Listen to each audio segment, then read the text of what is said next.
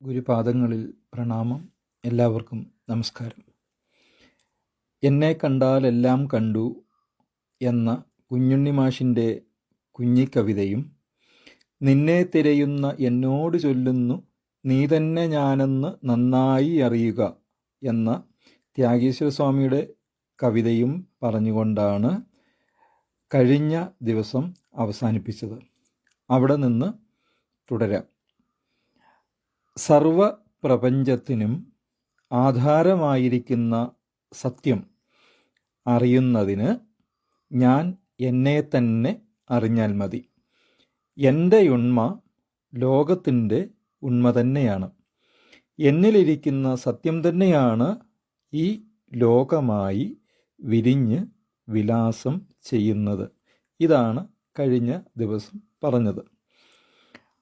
അറിവിനെ വിട്ടത ഞാനുമില്ല, എന്നെ പിരിയുകിലില്ല അറിവും പ്രകാശമാത്രം. അറിവറിയുന്നവനെന്നു രണ്ടുമോർത്താൽ ഒരു പൊരുളാം ഇതിലില്ല വാദമേതും.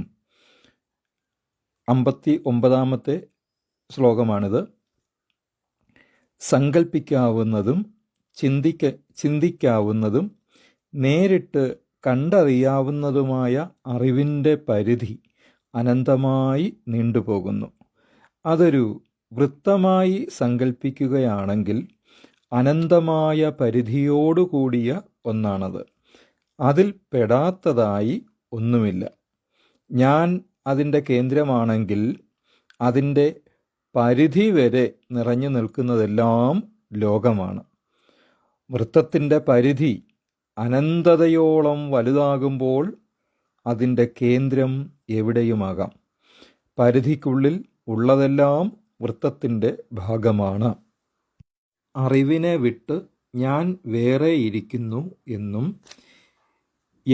എന്നിൽ നിന്ന് അന്യമായി അറിവിരിക്കുന്നു എന്നുമുള്ള ധാരണ പൂർണ്ണമായും ഇല്ലാതാകുന്നു.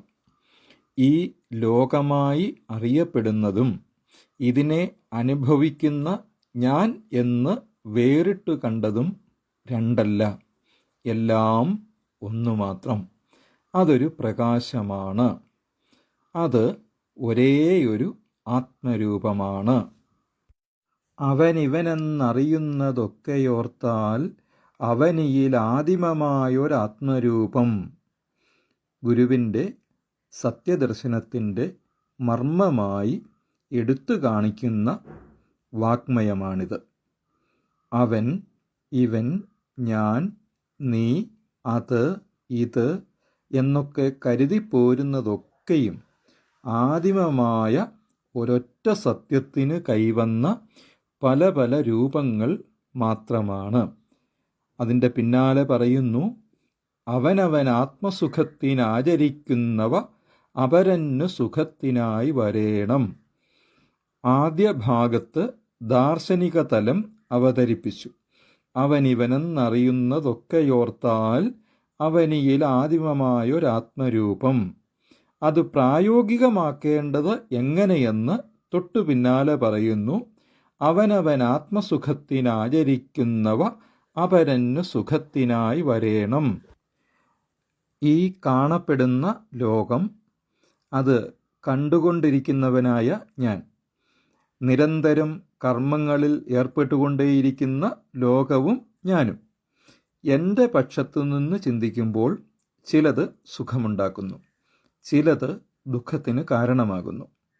ഇങ്ങനെ എന്നിലും എന്നിൽ നിന്ന് വേറായും പലതായി കണ്ടുകൊണ്ടിരിക്കുന്നതിലെല്ലാം നിറഞ്ഞിരിക്കുന്നത് ഒരേ ഒരു സത്യം മാത്രമാണെന്ന് മനസ്സിലാക്കുമ്പോൾ അപരനില്ല.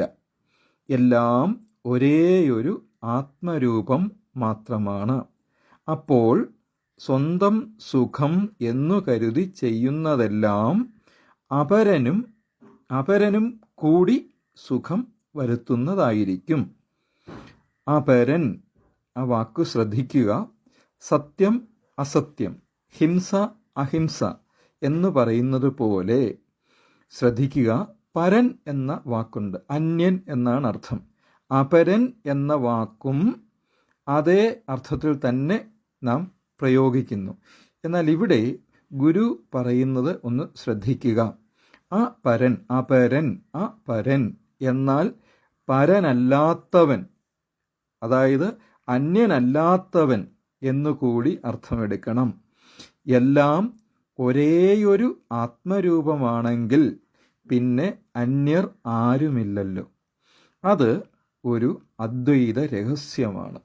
ആ ആത്മരൂപത്തെ അഥവാ ആത്മസത്യത്തെ മഹാസമുദ്രമായി കാണുകയാണെങ്കിൽ അതിലെ ഓരോ തിരകളാണ് അവൻ, ഇവൻ, ഞാൻ, നീ എന്നൊക്കെ പലതായി കണ്ടത്. സദാ മാറിക്കൊണ്ടിരിക്കുന്ന തിരകളെ കാണുകയും കടലിനെ കാണാതിരിക്കുകയും ചെയ്യുമ്പോഴാണ് അവൻ, അവൾ, അത്, ഇത്, ഞാൻ, നീ എന്നൊക്കെ കരുതുവാൻ ഇടയാകുന്നത്. കടലിലെഴും തിര പോലെ കായമോരോന്ന് ഉടനുടനേറി ഉയർന്ന് അമർന്നിടുന്നു. മുടിവിതിനെങ്ങിതു ഹന്ത മൂലസംവിത് കടലിൽ അജസ്രവുമുള്ള കർമ്മമത്രേ. കടലിലും തിരയിലും ഉള്ളത് ഒരേ ജലം തന്നെ. സംവിത് സാഗരമാകുമ്പോൾ അറിവ് തന്നെയാണ് സാഗരമായിരിക്കുന്നത്. അവിടെയുണ്ടാകുന്ന എണ്ണിയാലൊടുങ്ങാത്ത തിരകളാണ് ഓരോ ഞാനും. ഇത് എൻ്റെ പ്രിയം, ഇത് നിന്റെ പ്രിയം, ഇത് മറ്റൊരുവൻ്റെ പ്രിയം എന്ന് അനേകമായ ഭ്രമം പിന്നെയില്ല. തൻ്റെ പ്രിയം തന്നെയാണ് മറ്റൊരുവൻ്റെയും പ്രിയം. പ്രിയമൊരു ജാതി ഇതൻ പ്രിയം ത്വദീയ പ്രിയം അപരപ്രിയമെന്നനേകമായി പ്രിയവിഷയം പ്രതി വന്നിടും ഭ്രമം തൻ പ്രിയം അപരപ്രിയമെന്നറിഞ്ഞിടേണം. ഞാനായും നീയായും അവനായും അവളായും തീർന്നിരിക്കുന്നത് ഒരേയൊരു ആത്മരൂപമാണെങ്കിൽ പിന്നെ എൻ്റെ പ്രിയവും നിന്റെ പ്രിയവുമില്ല. എല്ലാം ഒരൊറ്റ ജാതി പ്രിയം മാത്രം, പ്രിയമൊരു ജാതി മാത്രം. മഹത്തായ ആ സത്യസ്വരൂപത്തെ ഒരു മഹാസമുദ്രമായി ഭാവന ചെയ്യുമ്പോൾ അതിലെ ഓരോ തിരയിലും സത്യമായിരിക്കുന്ന ജലത്തിന് മാറ്റമില്ലാത്തതുപോലെ അറിവാകുന്ന മഹാസമുദ്രത്തിലെ ഒരു ചെറുതിര മാത്രമാണ് ഞാൻ എന്ന് അറിയണം.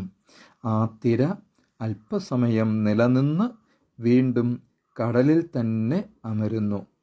ഈ പ്രപഞ്ചത്തിലുള്ള ഒന്നൊന്നായി തൊട്ടെണ്ണും പൊരുളുകളെല്ലാം ഇത്തരത്തിൽ തിരകളായി ഉരുവമെടുക്കുന്നതും കടലായി വിലയും കൊള്ളുന്നതുമാണ്. ഇങ്ങനെ ഒരറിവിൽ എത്തിക്കഴിഞ്ഞാൽ പരമമായ സത്യത്തെ സംബന്ധിച്ച് അറിഞ്ഞു കഴിഞ്ഞതിൻ്റെ സംതൃപ്തിയിൽ ലയിച്ചു കഴിയാം. പരിപൂർണമായ ആനന്ദത്തിൽ മുഴുകിക്കഴിയാം. ഇന്നിവിടെ നിർത്താം, പിന്നെ നാളെ തുടരാം.